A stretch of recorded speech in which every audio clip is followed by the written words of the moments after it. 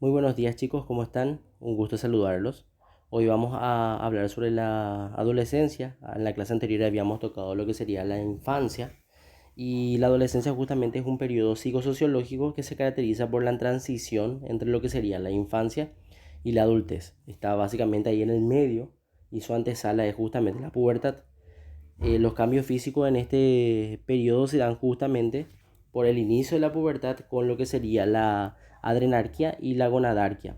La adrenarquia, que es la maduración de las glándulas suprarrenales, ¿verdad? Que tiene que ver todo con la sexualidad, y también la gonadarquia, que es la maduración de los testículos y los ovarios, aparte de las otras características físicas que nosotros sabemos que suceden en la pubertad, que es en los hombres, por ejemplo, el ensanchamiento de los hombros, el cambio de la voz, la aparición del vello axilar y también en todo caso púbico y facial, el crecimiento del órgano reproductor masculino, y así como en las mujeres también la cintura se hace más espesa, empiezan a crecer los senos, empiezan también a aparecer los vellos púbicos y los vellos axilares.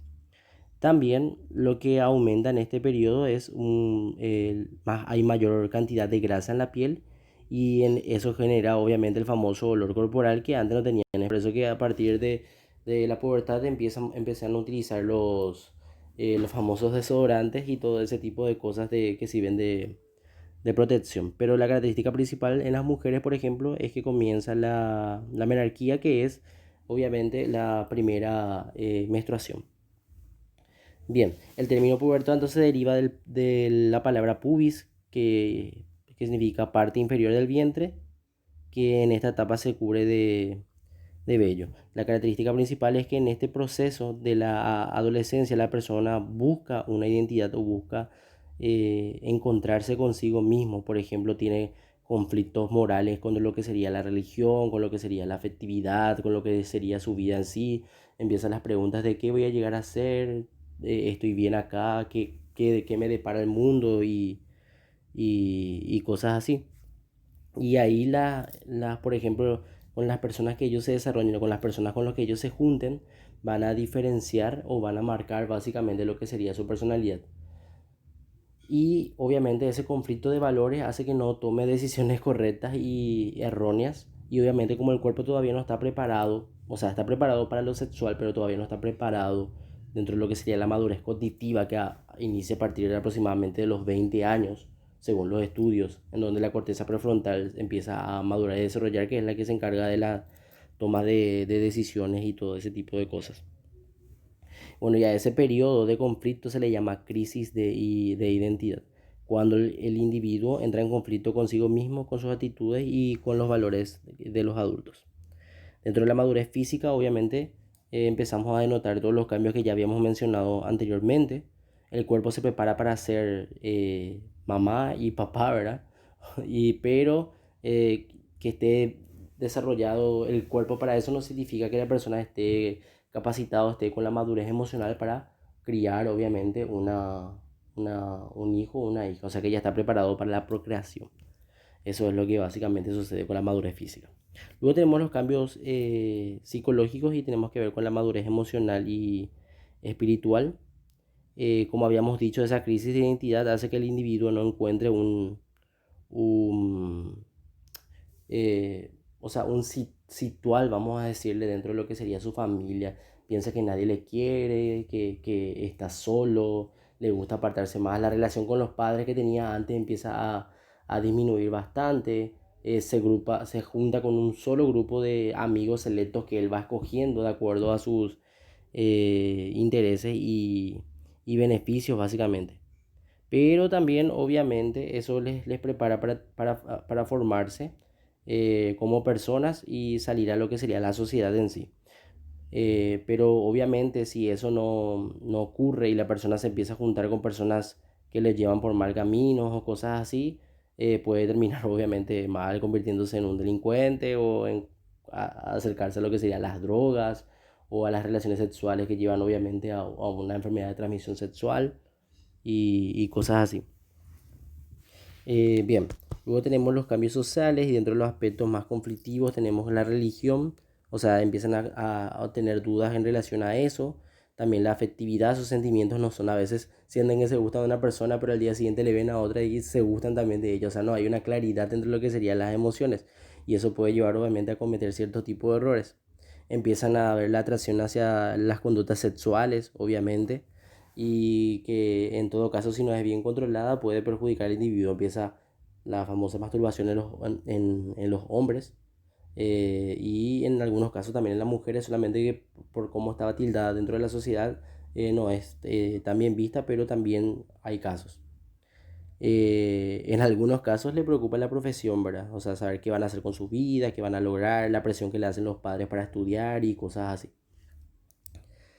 Bien, los cambios biológicos generan un nuevo interés por la sexualidad, que es lo que ya habíamos resaltado hacia un momento. Empieza a haber esa atracción entre lo que sería el hombre y la mujer, y empieza también a identificar hacia qué orientación sexual va a ir la persona. Por ejemplo, si le gustan los hombres o le gusta la persona de su mismo género y cosas así. Bien. Eh, Aquí la socialización con la familia es muy importante. Que los hijos tengan una buena relación con los padres favorece a que el niño, o sea, el adolescente en todo caso, pueda regirse sí, por las reglas, los valores, y tenga también una persona que le pueda escuchar y que le pueda entender. Que es lo que generalmente no pasa con los padres, que cuando ya la adolescencia dicen tipo, no, está en la adolescencia nomás, eso es normal y cosas así, pero no se dan el momento exacto de poder entender y escuchar a sus hijos en relación a lo que ellos quieren. Y el adolescente rebelde es realmente un mito. No existe realmente un adolescente rebelde. No es que, por ejemplo, las hormonas la alborotan y por eso se comporta así. Siempre y cuando no hubo una buena crianza y los valores dentro del niño no estén bien formados, vamos a decirle, se produce lo que sería el niño empieza a comportarse de diferente manera. Pero sí tiene que ver también por el conflicto de crisis de identidad que se da en este periodo. A veces o sea, son demasiado impulsivos e intolerantes y exageradamente individualistas en este periodo. Bien, empieza el interés por las relaciones sociales, o sea, le gusta estar mucho más tiempo fuera de su casa que con su familia, y estar con su círculo de amigos, obviamente. Empiezan a tener sus intereses de por medio y empiezan a actuar en relación a lo que a ellos básicamente les interesa y les gusta. También se interesa por los demás. El adolescente, ya básicamente llegando a cierto periodo, deja las actitudes egocéntricas propias y se preocupa por la necesidad de los demás, que es una característica principal del desarrollo social. Y dentro de lo que sería el pensamiento formal, obviamente se encuentra en una etapa que se llama operacional, según Piaget, donde ellos, o sea, los adolescentes tienen la capacidad de razonar, dejar al margen los objetos y las experiencias reales, y en cambio deducir conclusiones a partir de conceptos abstractos. O sea, ya pueden, por ejemplo, formular hipótesis. Y si hago esto, puede suceder esto y aquello. Empieza a analizar diferentes tipos de situaciones, diferentes tipos de contextos, y haciendo analogías básicamente de sus pensamientos. O sea, está en una etapa de madurez ya básicamente cognitiva. Bien, y esto obviamente está arraigado en relación a sus valores y todo ese tipo de cosas también. El adolescente puede construir muchas interpretaciones de una situación que observa que no tiene una sola respuesta, sino varias, que es lo que habíamos dicho. En la operación formal, el adolescente tiene la capacidad de orientarse hacia lo abstracto y lo que está presente. Esto les brinda la posibilidad de pensar en el futuro, interpretar la diferencia entre lo real y lo posible, elaborar y generar nuevos pensamientos. Y el pensamiento del adolescente se vuelve más inventivo, imaginativo, original, y la posibilidad de domina la realidad. ¿Cuáles son las características del pensamiento formal en esta etapa? La introspección, donde el individuo empieza a reflexionar acerca de sus propios pensamientos. El pensamiento lógico, que es capaz de tener en cuenta todos los hechos e ideas importantes para llegar a conclusiones. Y el razonamiento hipotético, que es capaz de formular hipótesis con base a varios elementos variables. Bien, estas son las características básicamente que se dan dentro de la adolescencia. Hicimos un breve resumen, y es muy interesante porque ustedes se encuentran también en este periodo. Así que espero que se haya entendido. Cualquier duda o consulta me preguntan y con gusto les voy a estar ayudando. Un abrazo para todos.